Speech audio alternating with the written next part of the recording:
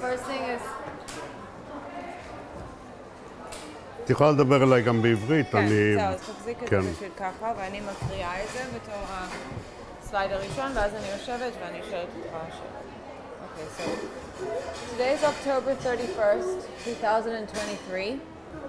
My name is Natalie Mann, and I'm interviewing Yuda Simon for the USC Shoah Foundation. We're at the David Hotel, Dead Sea, and the language will be in English.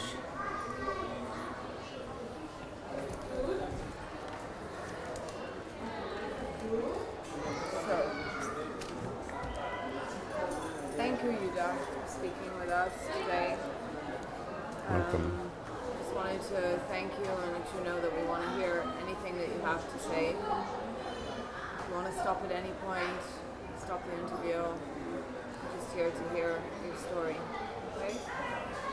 We'll start the interview now. Could you please introduce yourself, tell us your name? My name is Yuda Simon. I'm a member of Be'eri kibbutz since 1973. The first failure, Yom Kippur War. And since then I'm a member in Be'eri. Yeah. And what do you do, like, on a daily basis? Nowadays I'm a driver. I mean, until the war started, I'm a driver. I driver of the shuttles to the train station in Netivot beside us. I take people who want to use the public transportation. This is my job right now until the war started. Yeah.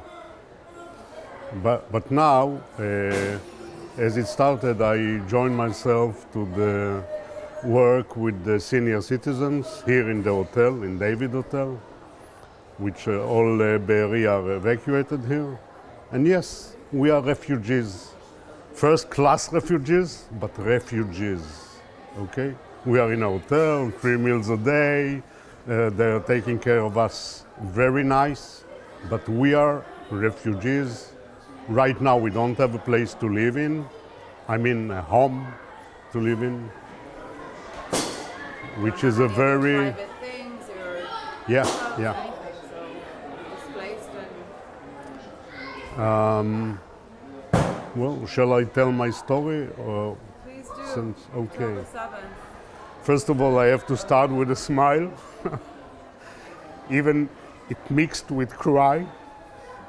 But I start with a smile to spread the optimism to the children that are running here beside us, to spread the optimism and to spread the good thing of life, because we are in a disaster that didn't happen, I think, like from the Holocaust in the 40s. There has never been such atrocity like this that I can remember, and in my place, in my house. After the smile, I will proceed. First of all, in this black hole, and it is a black hole because my brother was killed, was murdered brutally on the 7th of October. Okay, my brother Mordechai, which I love very much. I loved him.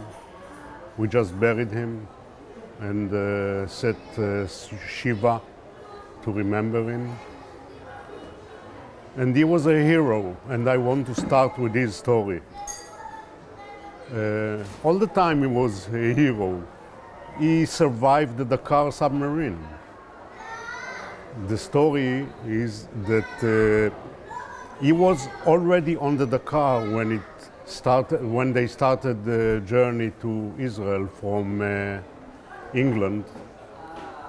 He was on the Dakar, but every soldier wanted to be on the Dakar. So they made a agrala, how do you call it? A raffle. And he lost this raffle, and After he lost this raffle, of course, he went to the second submarine on the line, and he wasn't on the car. On the last minute, he passed to the second submarine. And this is, of course, the first time his life he was saved from death, because we all know what happened to the car. This is the first story. There are a lot of stories, but his last story, just before he was murdered, well, he was the contact man who, from Be'eri, of the constructor who built the shelters, the new shelters, Mamad, we call it Mamad in Hebrew, the new shelters. He was the contact man, and people knew it. And when it all happened at 6:30 in the morning, people just called him to remind them how to close the Mamad.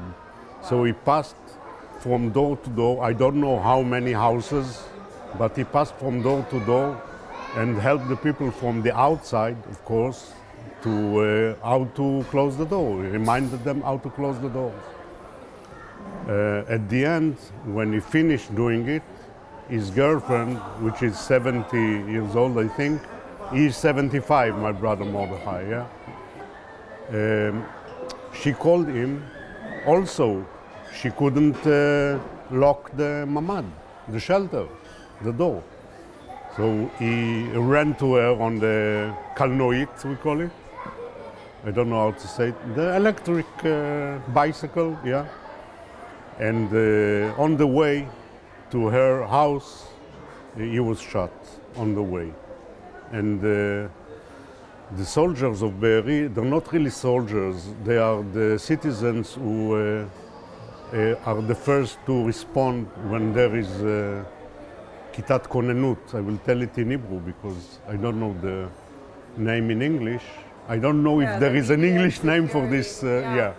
The immediate Yeah, security. they are citizens, yeah. And they tried to rescue him. They pulled him to a house. This house was renovated. They just pulled him, but it was too late. They saw it was too late, and they just left him because they had to continue fighting. There was at that moment was a very, very great fight with the terrorists. Yeah. Around what So time they was this? they saw it was the end, so they left him, and they had to keep on fighting. Then he was dying at that moment. Around what time was it? Do you know? I think it was about 8 o'clock in the morning. I sent him a message. I can show you, if I may, Yes, please. the last message. Sorry that I'm crying, okay? It's okay that I want to show myself crying, it's okay. I will show you the message that I sent Mordechai at 9 o'clock in the morning, I think. The last message, with one V.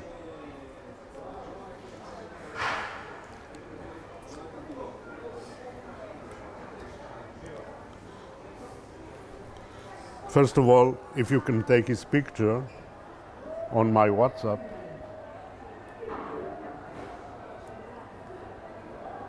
He's like a god. Handsome, nice. I worship him so much. This is Mordechai, and if I can approach to the camera. דואגים לכם? I meant also Mordechai and his girlfriend. 9 o'clock in the morning. Last message, 1V, no response.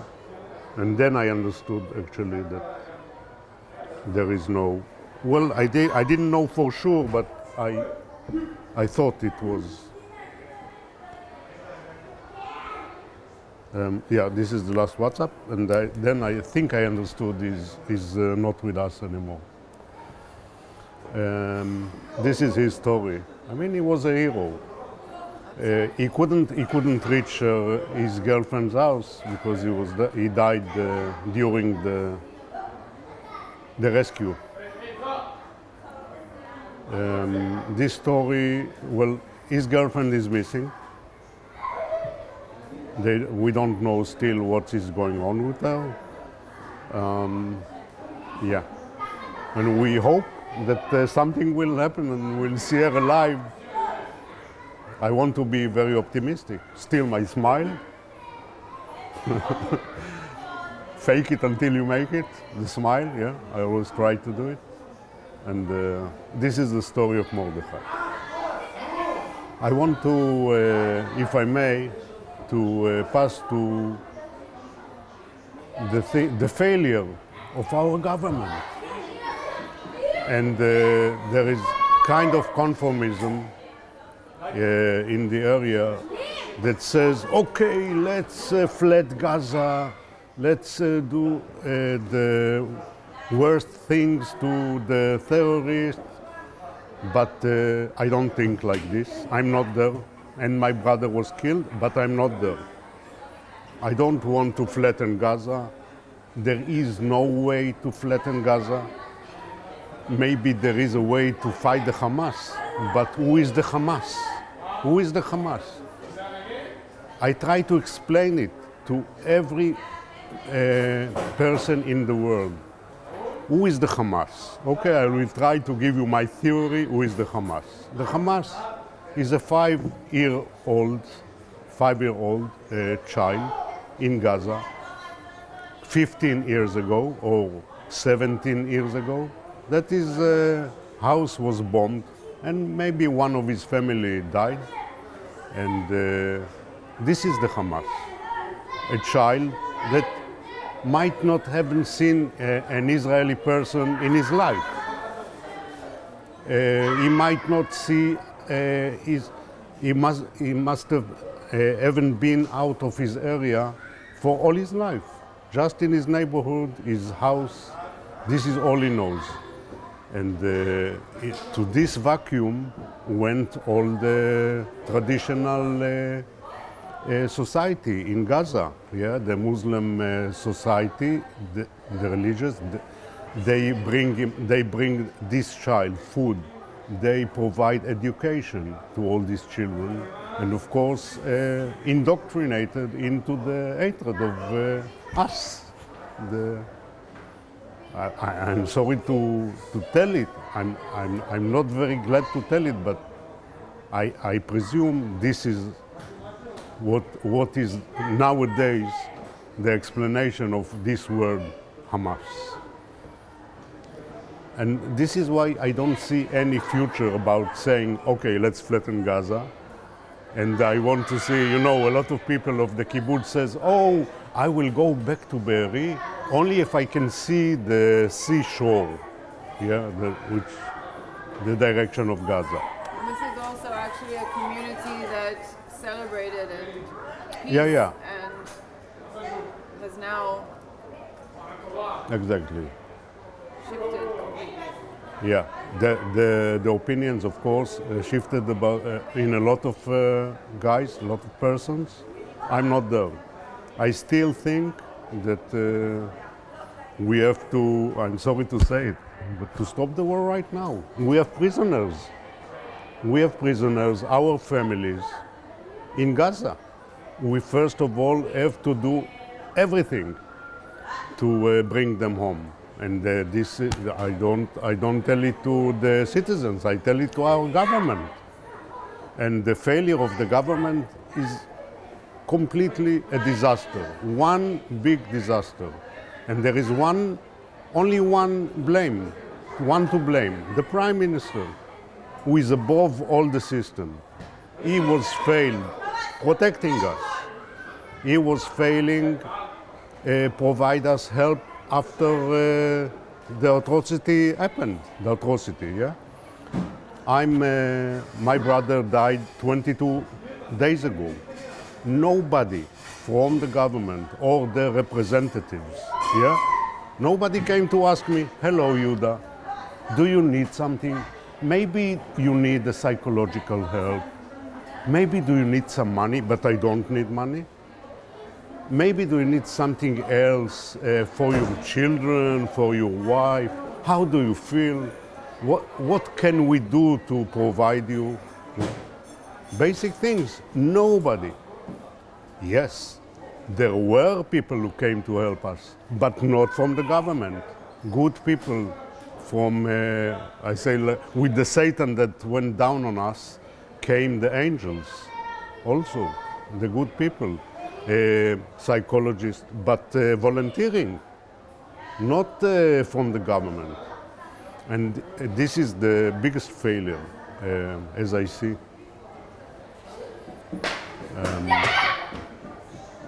Well, I think this is my story. Maybe I have many things to tell. Oh, yes, of course. There were many, about, I think, 2,000, even more cases of gvura, how do you say? Heroism? Heroism, yeah, thank you. Heroism in Be'eri. Soldiers, children, grandmothers, that mother that spoke before me, and grandmother, Yochi. 2,000, I'm sure, and more. Heroism stories. One of them is my brother, which is a hero. I think this is my story. Well, I wasn't. Okay, we had. Yeah. Okay. 6:30 in the morning. How did you pass it? 'Cause Okay. you I will survived. tell. You're Yeah. also a hero. Yeah, I survived. I will tell you exactly. In this black hole, we had my family, my nuclear family, if I can say, me and my wife and my two children, 35 and 29 years old. We were not in Be'eri at that day. We went to Kiryat Motzkin to visit my wife's sister for Simchat Torah, for the celebration. But the story is that we were supposed to be in Be'eri, because one of our sons that live in Jerusalem could have been come to us to Be'eri, to this celebration. But on the Badakat Tishim, on the last minute, we decided not to go. We decided to visit my sister family for Simchat Torah. And this is what saved us. Okay, we saw all the messages next morning at 6:30. I woke up, just for coffee or something, and I opened the telephone. It was a nightmare. Messages like, "Where is the army? I am strangled. There is no air. Please come. Please." All written messages, yes. Please, where is the army? Is it all still in the group? It's, I'm not sure. It was on the the intranet of Be'eri. I will try to give you one of these messages, but wow, it was horrible. And one friend of mine that I used to sit with her in the dining room to eat, one of the messages was, "Where are you? Please come. The terrorists are in my house. Please come fast." And there was no answer. It was, I think, for 6 or 8 hours until the army responded. There were a very small group of the army at 8 in the morning, but they were a very small group. They couldn't do much. They did, but on the first minutes, the commander of the kibbutz died, and another member of the citizen soldiers, that I told you about, he died too.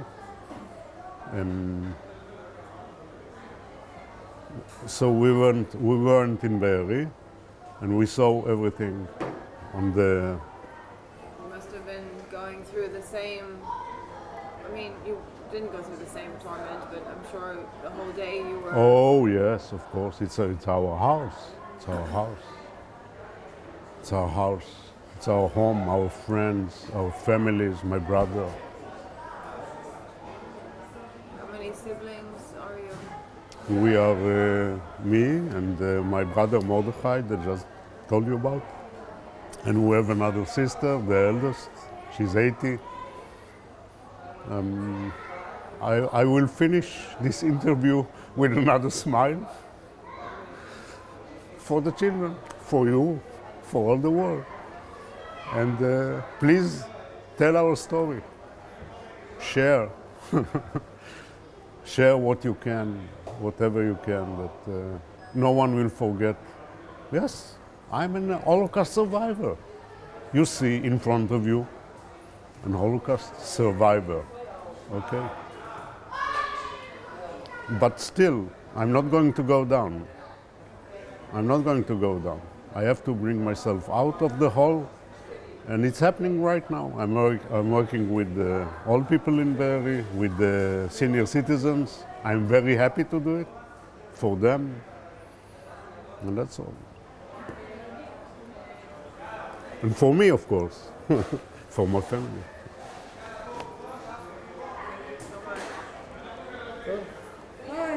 אני חושב שמיציתי, כאילו... תקשיבו, זה... לא יאמן, כי באמת זה...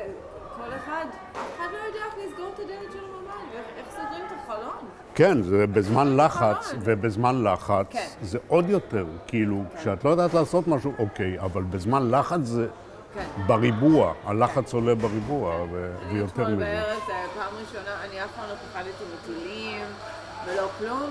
נסענו בחזרה